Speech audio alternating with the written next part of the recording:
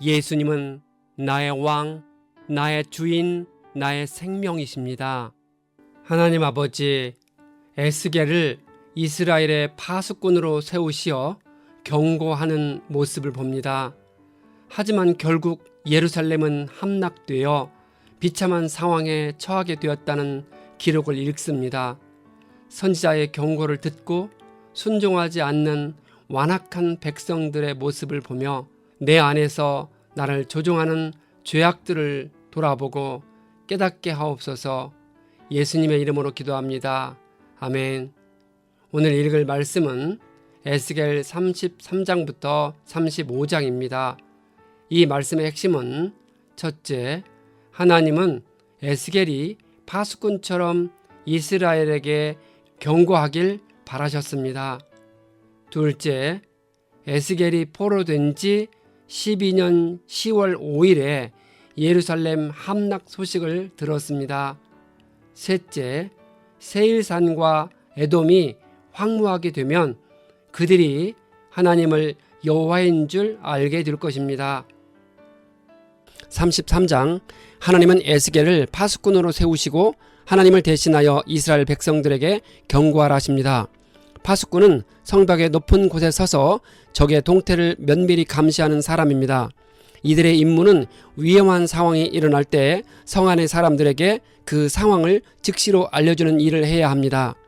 하나님은 에스겔이 파수꾼과 같은 역할을 행하여 이스라엘 백성이 하나님의 뜻에 따르지 않을 때 맞이하게 되는 위험하고 처참한 상황을 강력하게 경고해 주기를 원했습니다. 만약 그들 중 에스겔의 경고를 듣고 받아들인 사람은 자기 목숨을 건질 것입니다. 하지만 파수꾼 같은 에스겔의 경고를 따르지 않아서 죽으면 그것은 백성의 책임입니다.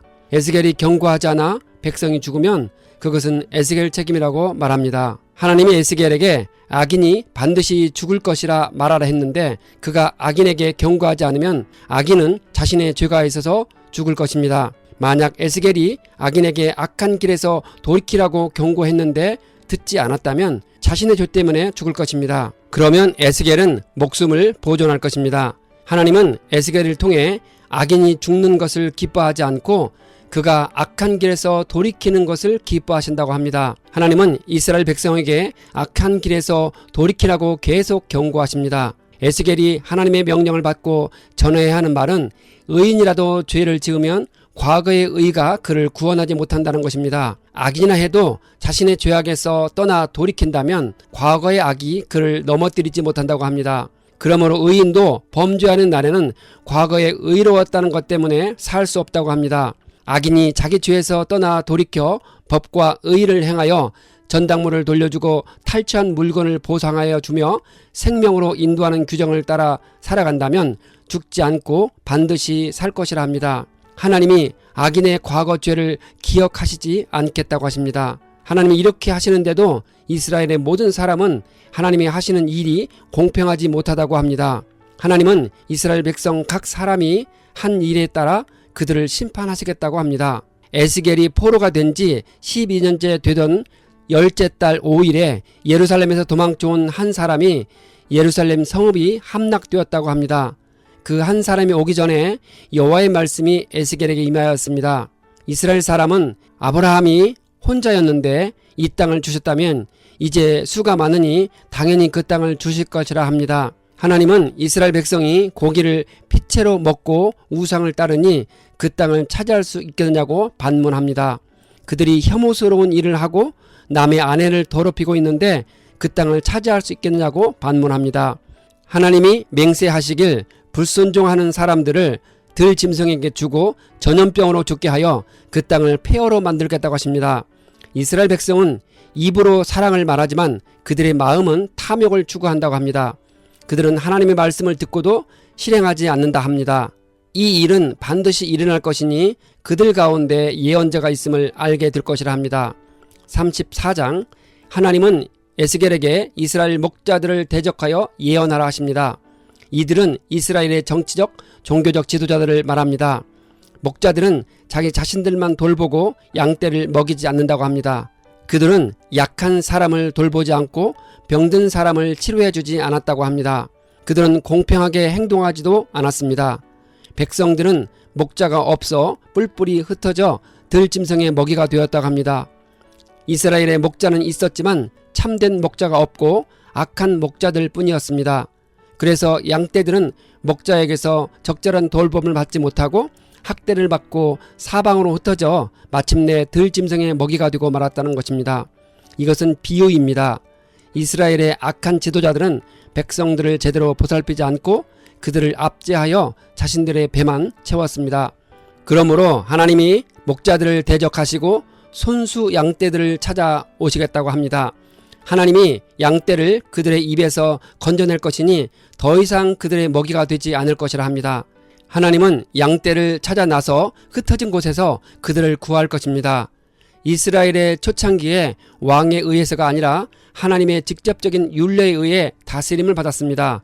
그러므로 이제 이스라엘 백성들이 바벨론 포로에서 귀환하게 될 때 그들이 더 이상 왕을 갖지 못할 것이고 오직 하나님에 의해 세움받은 지도자를 갖게 될 것입니다. 하나님의 이 약속은 장차 오실 선한 목자이신 예수 그리스도로 말미암아 온전히 성취될 것입니다. 하나님이 여러 민족에게서 데려와서 이스라엘의 산과 골짜기에서 먹이겠다고 합니다. 그들은 이스라엘 산지의 풍성한 초지에서 먹게 될 것이라 합니다. 하나님은 약한 사람을 돌보고 강하게 하겠지만 살찐 사람과 강한 사람은 멸망시키겠다고 합니다. 하나님은 백성들 사이에서 심판하실 것입니다.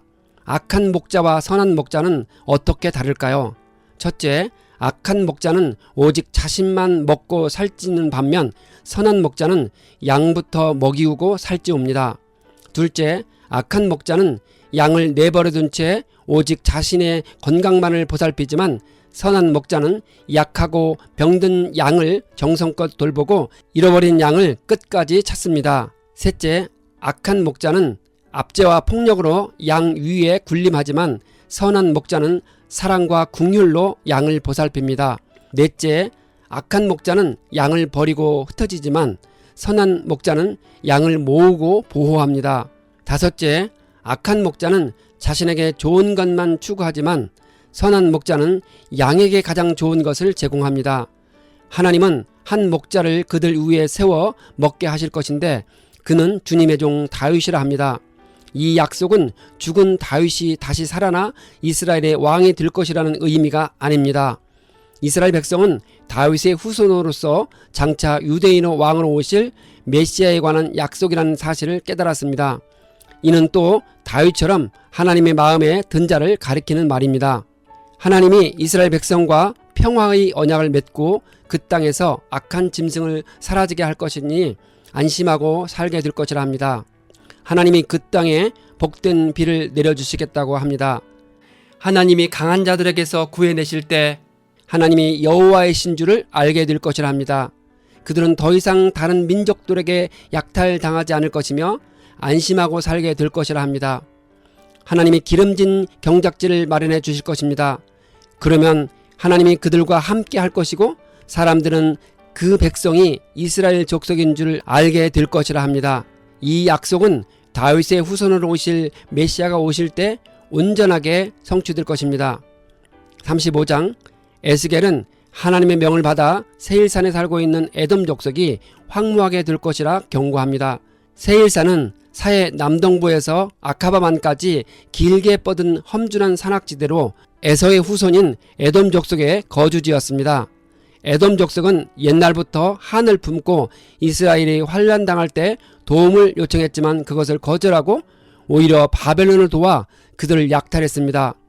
에돔 족속은 에서의 후손으로 야곱이 형을 속이고 장자권을 빼앗았으며 아버지의 축복을 가로챈 것에 대한 오랜 한이 있었습니다. 에돔은 이스라엘이 바벨론을 침공을 받고 도움을 호소할 때 그것을 거절했습니다. 그들은 오히려 이스라엘의 멸망을 크게 기뻐했고 바벨론을 도와 이스라엘을 약탈했습니다. 하나님은 세일산이 폐허가 되게 하고 황무지로 만들어 그곳으로 오고 가는 사람을 죽일 것이라 합니다. 세일산이 학살당한 사람들로 채워질 것이고 칼에 학살당한 사람들이 언덕과 골짜기에 넘쳐날 것이라 합니다. 하나님이 그 땅을 영원한 폐허로 만들면 아무도 살지 않을 것입니다.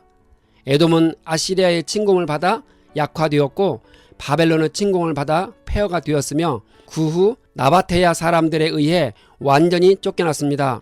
오늘날 에돔족 속에 살았던 세일사는 사람의 거주 흔적을 찾아보기 힘들 정도로 철저하게 황폐되었습니다. 에돔은 말하기를 두 민족과 두 땅이 자기 것이 되고 자기 기업이 되리라 했습니다. 여기 두 민족과 두 땅은 에돔족 속의 관점에서 둘로 분열된 이스라엘을 묘사한 말로 북왕국 이스라엘과 남왕국 유다를 가리킵니다. 그러므로 하나님은 에돔이 이스라엘 산들을 가리켜 욕하는 말을 들었으니 그들이 주님을 대적한 것이 되었다고 합니다. 이스라엘 백성의 땅이 황폐하게 될 때 에돔이 즐거워한 것 같이 이제는 세일산 에돔이 황폐하게 되면 주님이 하나님이신 줄 알게 될 것이라 합니다.